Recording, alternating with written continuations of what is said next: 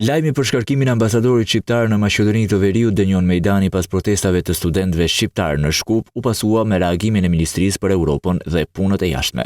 Përmes reagimit për mediat shtohet se nuk ka një lëvizje të tillë nga detyra, duke rrëzuar pretendimet në medje se ai po transferohet nga Shkupi, pasi ka mbështetur protestat.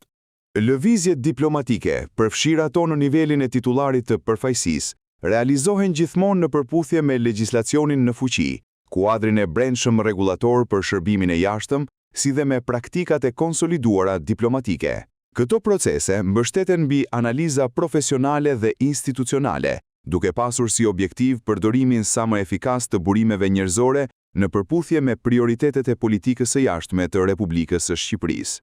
Vendimarrja përkatëse përfshin koordinimin dhe konsultimin me institucionet përgjegjëse shtetërore.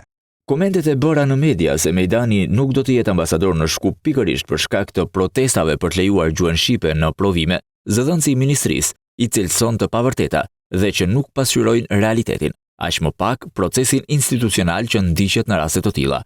Madje Alteo Hysi shton se hamendësimet apo interpretimet e paraqitura si fakte janë tërësisht të pabazuara dhe nuk meritojnë vëmendje të mëtejshme.